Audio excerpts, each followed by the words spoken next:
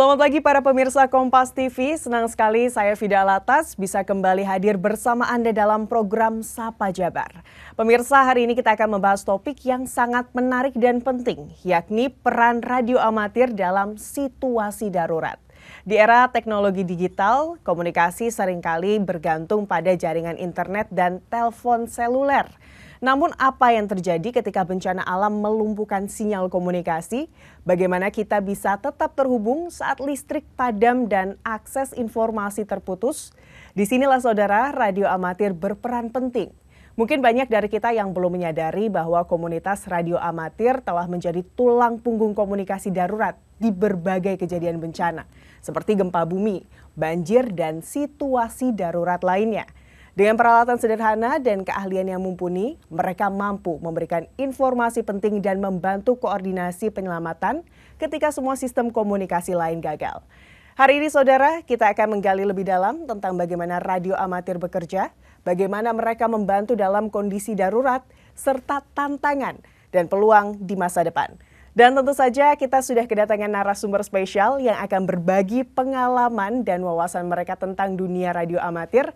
Kita akan sapa terlebih dahulu ada Bapak Yana Koryana selaku Ketua Orari Daerah Jawa Barat dan juga ada Bapak R. Siswandi Tirta Kusumah selaku Kabid Organisasi dan Keanggotaan. Selamat pagi Bapak-Bapak. Pagi. Apa kabar Pak? Alhamdulillah sehat. Jadi orari ya Pak ya? Iya betul. Ini mungkin masih banyak masyarakat yang belum tahu keberadaan dari orari, padahal kalau tadi diterangkan sekrusial itu ya perannya. Iya, betul. Mungkin Pak Yana bisa dijelaskan terlebih dahulu, orari itu sebenarnya seperti apa sih Pak? Iya, sebetulnya orari ini adalah suatu organisasi hobi, Bu. Mereka yang hobinya di bidang elektronik dan teknik elektronika. Pertamanya ya bersama-sama mereka berkumpul dalam suatu komunitas kecil ya, dengan hobi sama.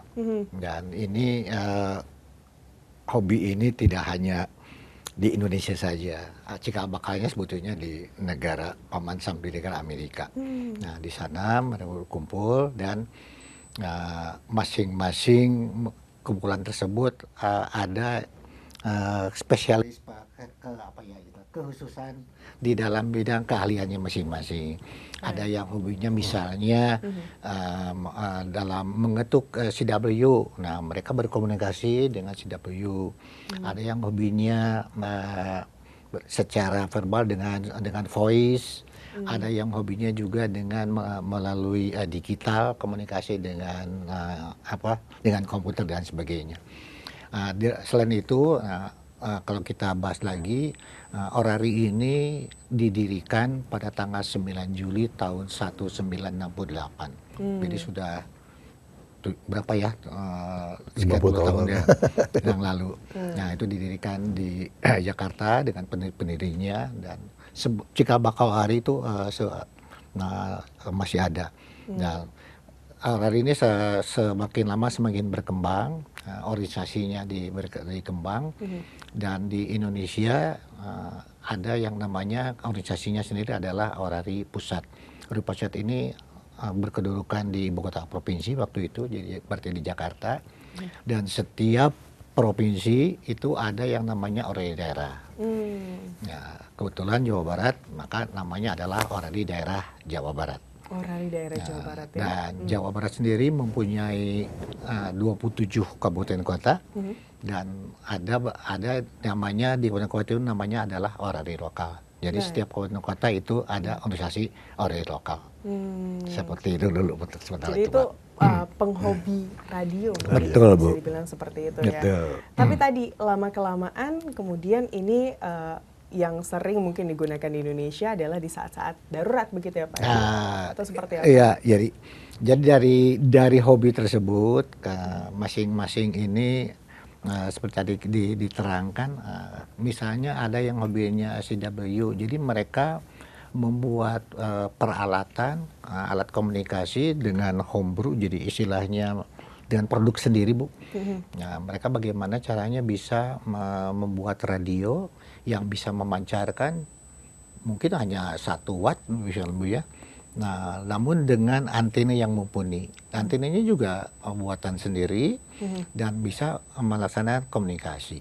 Baik. Nah, lama-lama karena perkembangan teknologi, maka pembuatan atau istilahnya perakitan radio ini akan semakin canggih.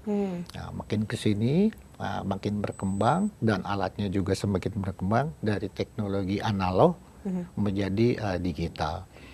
Sehingga suara-suara yang kita bisa dengar ini akan semakin jernih. Mungkin sama dengan sekarang TVRI atau bukan TVRI ya, TV di Indonesia yang dulunya analog menjadi digital kan Bu ya, jadi jernih. Nah, seperti itulah mungkin konotasinya Bu. Baik, jadi artinya Orari ini tetap relevan begitu ya di tengah maraknya komunikasi digital seperti ponsel dan internet seperti saat ini mungkin Pak. Iya. Seperti apa? Bisa saya tambahkan sedikit. Jadi kalau dulu kita biasa hanya bermain analog. Sekarang dengan teknologi baru ini kita ada banyak mode yang bisa digunakan. Contoh digital yang sebelumnya hanya komunikasi voice, sekarang kita bisa kirim gambar, kirim email, bahkan kita bisa pakai email, pakai radio. Jadi ketika terjadi suatu saat bencana, kemudian semua peralatan komunikasi terputus, nah ini kita bisa gunakan untuk pengiriman berita, untuk penyampaian gambar bisa. Baik. Jangkauan Orari ini juga informasinya bisa tidak hanya lokal, luar daerah, bahkan internasional, dunia, bahkan keluar angkasa, betul ya, Pak? Betul. Jadi ada namanya di AMSAT, amatir satelit, malah kita bisa berkomunikasi dengan teman-teman astronot, yang kebetulan astronot itu semua call signer, semua pemegang call sign. Jadi Pak Yana ini Yankee Bravo Alpha Radio, call sign-nya itu nama panggilan di udaranya, saya Yankee Echo Bravo November India. Nah, para astronot pun punya, jadi kita bisa berkomunikasi, mereka memberikan space waktu-waktu tertentu, kita bisa berkomunikasi sama mereka. Komunikasi apa sih Pak yang dilakukan kalau sama astronot? Saya jadi penasaran juga nih. Biasanya nanya cuaca, apa kabar, yang simpel-simpel gitu. Karena mungkin astronot juga merindukan perasaan dan seperti waktu, apa yang ada di bumi. Pak, kalau dari manfaat terbesar yang mungkin sebagai anggota Orari ini bisa dirasakan apa saja sih Pak? Jadi manfaat terbesar dari sebagai anggota Orari karena pertama itu adalah hobi. Kita memupuk silaturahmi Bu. Pertama ya kalau kita levelnya provinsi, berarti Provinsi Jawa Barat kita bersilaturahmi dengan seluruh anggota Orari yang ada. Kita juga bisa berkomunikasi dan tidak hanya se-Jawa Barat, kita bisa berkomunikasi juga dengan seluruh Indonesia. Maka silaturahmi kita juga persamaan kita dengan seluruh Indonesia. Namun sesuai dengan kemajuan zaman, maka kita ini bisa berkomunikasi dengan seluruh penjuru dunia. Kalau misalnya ditanya bisa sampai mana, maka terbalik kalau kita Bapak atau Ibu mau komunikasi dengan negara mana. Canggih maka sekali ya. itulah Orari Bu. Baik. Karena kita mempunyai apa istilahnya equipment atau peralatan yang memadai, yang sesuai dengan fungsinya. Dan Orari sendiri ini secara luasnya ini bernaung di badan dunia Bu. Di bawah ITU, International Telecommunication Union. Kemudian itu dibagi dalam 3 wilayah yang disebut dengan region. Ada region 1, region 2, dan region 3. Indonesia ini masuk di region 3 Bu. Jadi kawasan Asia Pasifik, seluruh kepulauan-kepulauan dari Indonesia ke arah timur sampai pantai Chili, California sana, itu masuk di region 3. Ya? Dan kebetulan saya sendiri sebagai salah satu pengurus di IARU region 3. Wow, memang ini adalah komunitas internasional kalau iya, begitu Pak. Betul, Menarik sekali ini. Kita akan lanjutkan obrolan kita, Pak Yana, Pak Siswandi, setelah jeda tentunya. Saudara jangan kemana-mana, karena usai jeda kami masih akan kembali. Tetaplah di Sapa Jabar.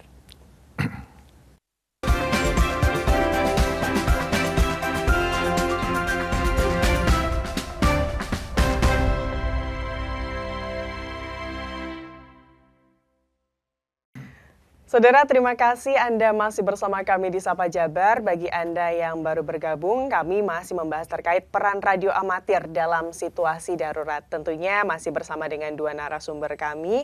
Ada Bapak Ketua Orari Daerah Jawa Barat, Bapak Yana Koryana dan juga Bapak R. Siswandi Tirta Kusuma selaku Kabid Organisasi dan Keanggotaan Orari Jawa Barat.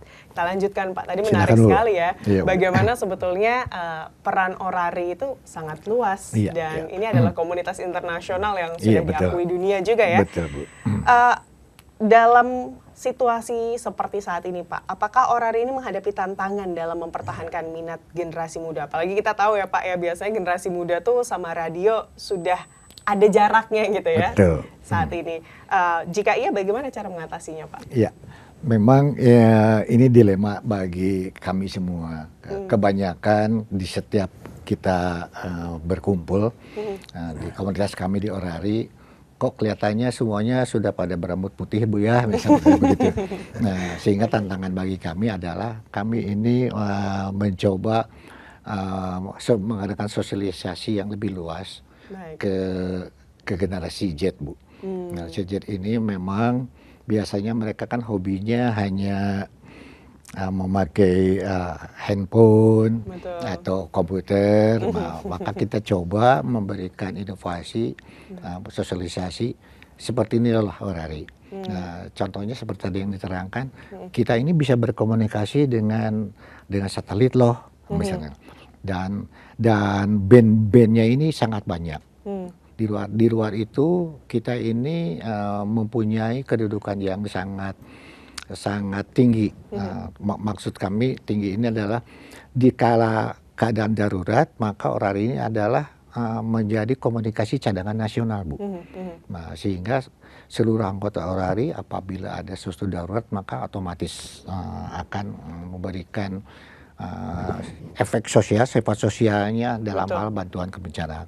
Nah, khusus untuk generasi Z ini, kita akan mencoba mensosialisasikan baik ke perguruan tinggi, ke sekolah-sekolah, dan ke teman-teman pramuka.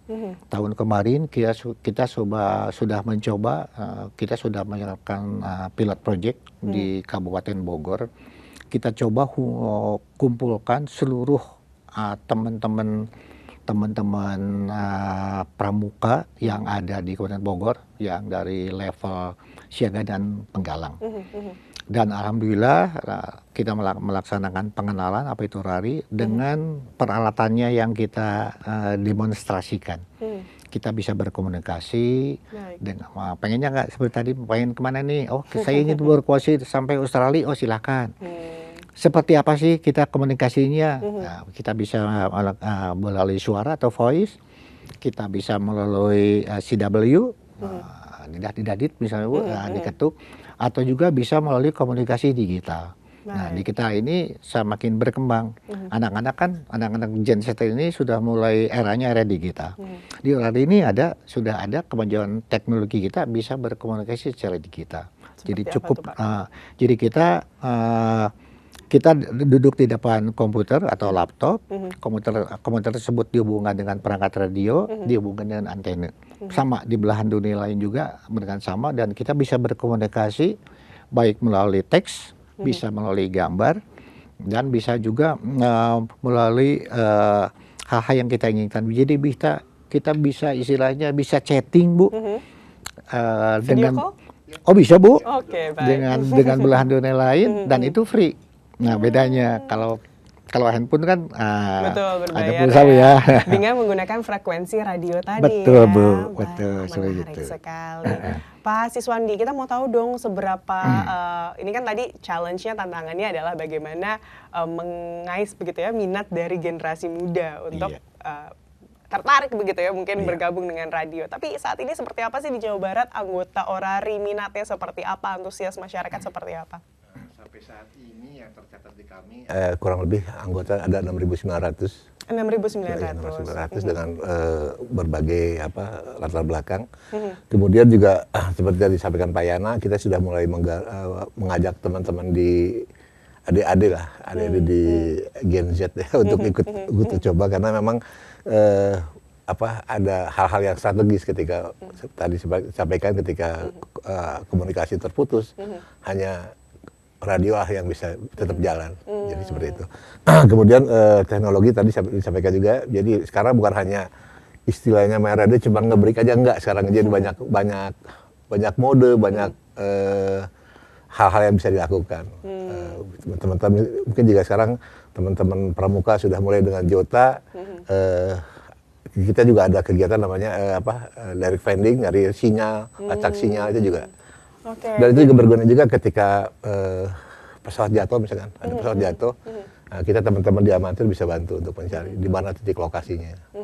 Gitu. Kita juga pengen tahu sebetulnya teknisnya seperti apa sih Pak, mungkin bisa diberikan situasinya seperti apa, peran radio orarinya bagaimana, dan secara teknis seperti apa, mungkin Pak Yana, Pak Siswandi dua-duanya boleh menambahkan nih. Contoh yang itu aja Pak, yang gempa. Yang terbaru. Ya. Jadi kebetulan pada bulan November kalau tidak salah tahun 2022 itu terjadi gempa bumi yang cukup besar skalanya di Kabupaten Cianjur.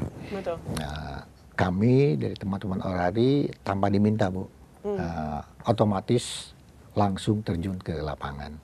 Kami di sana itu kejadiannya kalau tidak sore hari. Teman-teman di Cianjur itu sudah langsung terjun ke lokasi. Dengan terjun ke lokasi dan kita bisa langsung mengetahui sampai desa-desa di mana saja yang terjadi dampak. Di lain pihak, di komunikasi yang lain masih bertanya-tanya. Nah, kami sempat juga ngobrol dengan aparat pemerintah daerah. Ini di mana ya gempa buminya? Apakah terjadi di selatan? Kami dari orari sudah mengetahui sejak karena kebetulan anggota orari ini kan berkedudukannya di setiap di desa-desa, sehingga dari desa tersebut langsung melaporkan bahwa di sini ada gempa bumi, sehingga kami langsung melakukan action Bu. Nah, begitu ada kebencanaan maka seperti diketahui bersama bahwa amatir radio ini kita hanya bisa berkomunikasi dengan sesama amatir radio. Baik. Dengan yang mempunyai call sign. Sehingga khusus untuk kebencanaan maka pemerintah pusat, orari pusat dalam hal ini memberikan call sign khusus. Nah, misalnya khusus untuk call sign club station di area Jawa Barat itu namanya Yankee Hotel One Alpha Alpha. Nah, khusus untuk kedaruratan maka diberikan alokasi kawasan khusus Yankee Hotel One Alpha Alpha Delta. Nah, Delta itu untuk darurat. Sehingga kita bisa berkomunikasi. Nah, begitu kita mengetahui ada yang akhirannya D Delta, maka itu pasti darurat Bu. Baik. Sehingga kita mengetahui, ini frekuensi darurat dan frekuensinya diatur. Nah, jadi semua harus bebas dari gangguan. Dan kita langsung melaksanakan koordinasi dengan seluruh teman-teman khususnya di wilayah Kabupaten Cianjur, seperti Sukabumi, Bogor, sampai Depok, Bandung, Cimahi, Bandung Barat, seperti begitu. Jadi langsung dan kita bisa langsung memetakan di mana saja posisi-posisi yang terdampak. Baik. Kita juga melakukan assessment di masing-masing kecamatan dan desa, sehingga kita bisa mengetahui posisi persis bahwa di sini yang terdampak dan susah dilampaui oleh kendaraan roda 4 maupun roda 2. Seperti itu kira-kira Bu untuk itunya. Menarik Pak. Kita juga mau tahu bagaimana kemudian orari tadi ya dengan perannya yang begitu krusial, apalagi di saat kebencanaan, bagaimana kemudian orari ini mempersiapkan diri untuk tetap berkembang di masa depan. Tapi kita bahas usai jeda ya. Siap Bu. Saudara jangan kemana-mana karena usai jeda kami masih akan kembali. Tetaplah di Sapa Jabar.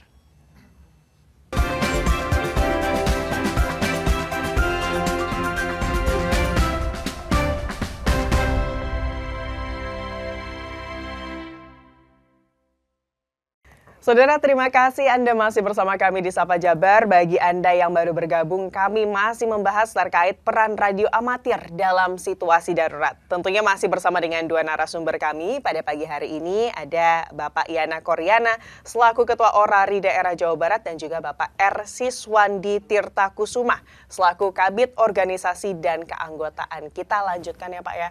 Tadi bagaimana, perannya begitu krusial terutama di saat-saat kebencanaan, saat kemudian banyak pihak yang merasakan susah sinyal, tidak mengerti bagaimana kondisi saat itu ya di lapangan.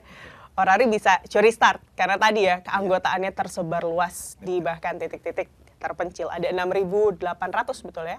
6.900 bahkan ya, apa sih namanya, anggota dari Orari di daerah Jawa Barat. Lalu bagaimana Orari mempersiapkan diri Pak untuk tetap berkembang di masa depan? Seperti apa? Ya, jadi kami bekerja sama dengan Balai Monitor Spektrum Frekuensi Kelas 1. Jadi di setiap provinsi ini ada yang namanya unit pelaksana teknis dari Ditjen SDPPI dulu. Karena apa? Karena beliau ini, pemerintahan ini adalah yang melaksanakan ujian negara mati radio. Seperti tadi diterangkan bahwa kita mempunyai kode etik, salah satunya adalah kode etik bersifat setia. Dia akan tunduk kepada pemerintah negaranya karena organisasinya. Jadi begitu menjadi anggota Orari, maka kita akan tunduk kepada anggotanya. Nah, kita ini mencoba melakukan terobosan-terobosan ke teman-teman atau di berbagai pihak, baik ke masyarakat luas, sosialisasi ke sekolah-sekolah, ke kampus-kampus universitas, untuk bagaimana bisa mengikuti ujian negara mati radio. Dan itu salah satu syarat menjadi anggota Orari kan harus mengikuti ujian negara mati radio. Dan sekarang ini mengikuti ujian negara ini sebetulnya cukup mudah dan lebih canggih. Kalau zaman dulu kita membawa pensil 2B dengan penghapus, sekarang ini sudah duduk di depan komputer, Bu, dan kita tinggal menjawab saja pertanyaan yang di sana. Sebetulnya mudah sekali, dan kita selalu melaksanakan bimbingan amati radio di setiap kabupaten kota yang disebut lokal tadi, dengan cara menjaring teman-teman yang berminat dan yang mempunyai hobi. Seperti apa sih Orari? Nah, kita akan coba perlihatkan ke teman-teman di kabupaten kota seperti ini loh. Jadi kita juga himbau ke teman para pengurus Orari lokal bahwa untuk lebih apa istilahnya, menyebarluaskan. Seperti inilah hobi Orari, seperti yang dikatakan tadi, bahwa kita ini tidak hanya hobinya istilah dulu sih hanya ngebrik misalnya, Bu ya. Kopi darat ini kita sudah berkembang lagi. Ini sudah lebih go internasional. Baik. Kemudian dengan cara tersebut, tidak kenal maka tidak sayang, tidak melihat. Salah satunya kita juga ada program yang namanya Jambore on the Air. Dan itu diikuti oleh pramuka pandu sedunia, Bu. Dan itu dilaksanakan minggu ketiga bulan Oktober. Jadi itu setiap tahun berlangsung. Jambore on the Air ini dilaksanakan di masing-masing kabupaten kota, bisa dilaksanakan di Kuarcap, bisa dilaksanakan di Kuaran, atau di sekretariat Orari lokal. Kita perlihatkan peralatan amatir, equipmentnya, kemudian apa saja, dan mereka bisa berkomunikasi dengan kosen khusus lagi. Nah, jadi mereka bisa berkomunikasi dengan seluruh dunia, tidak hanya Jawa Barat, nasional. Nah, maka ternyata dari sana adik-adik pramuka ini kan apa ya istilahnya, masih pola pikirnya masih luas lah gitu. Sehingga mereka tertarik, oh Pak seperti begini ya Orari ini, silakan. Jadi kalau misalnya ada yang tertarik, senang, silakan datang ke sekretariat lokal. Sekretariat lokal ini bisa berkomunikasi dengan dibimbing oleh para pengurusnya. Seperti itu, Bu. Pak Siswandi, ini juga menarik Pak tadi dari penjelasan Pak Ketua ya. Bagaimana kemudian Orari ini banyak menyebarluaskan informasi di kalangan pramuka. Tapi seperti apa sih sebetulnya orang-orang yang mungkin cocok untuk bergabung di Orari ya? Kenapa selama ini kok sepertinya targetnya anak-anak pramuka? Apakah karena untuk dipersiapkan untuk kondisi-kondisi kedaruratan atau seperti apa sih Pak? Sebenarnya tidak juga ya. Jadi kita menerima siapapun yang memiliki hobi di bidang radio atau bidang elektronik. Jadi terbuka untuk siapa saja. Terbuka untuk siapa saja malah ya. Kita sekarang ada yang SD udah mulai ini, udah jadi dengan catatan dengan persetujuan orang tua. Jadi untuk menjadi anggota bebas, untuk siapa aja boleh. Gitu, Mbak Vida. Ini selain tadi ke sekretariatan, Iya. adakah media sosial atau website yang bisa dicari begitu ya oleh masyarakat yang mungkin sudah mulai tertarik nih untuk bergabung di Orari? Ya, sebenarnya ada di Orari, di kita yang Orda Jabar ya? Iya. Jadi ada Orari, alamatnya ordajabar.or.id. Baik, Instagram juga ada mungkin ya Pak ya? Instagram ini kita ada udah siap. Oke, makanya Sama tinggal cari Facebook lah. aja, search Orari Jabar ya, buat betul, yang betul. apa sih namanya, Iya. mungkin masyarakat pemirsa Kompas TV yang tertarik, apalagi tadi bisa berkomunikasi dengan Iya.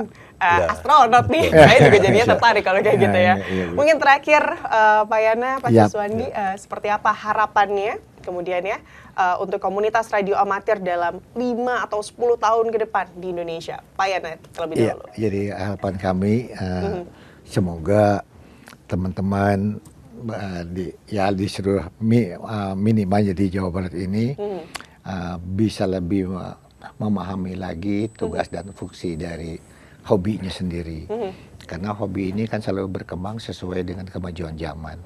Nah, kedepannya, seperti tadi kita juga ingin merekrut teman-teman tidak hanya di kepramukaan dari seluruh sektor.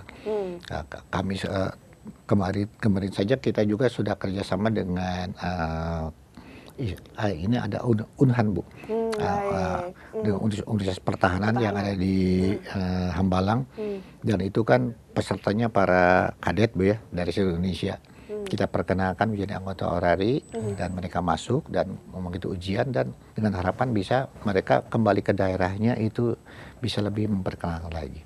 Kedepannya lagi moga-moga sesuai dengan kemajuan teknologi kita ini bisa melaksanakan komunikasi kedaruratan secara lebih canggih dan lebih digital, dia yang mumpuni seperti itu Bu. Baik, kalau dari Pak Siswandi seperti apa Pak harapan untuk Orari di Indonesia 5 atau 10 tahun ke depan? Oke, dari sisi anggota kita terus meningkatkan kemampuan dan kapabilitas, kemudian juga kita juga mulai nambah lagi belajar tentang hal-hal baru yang karena disesuaikan dengan kondisi sekarang.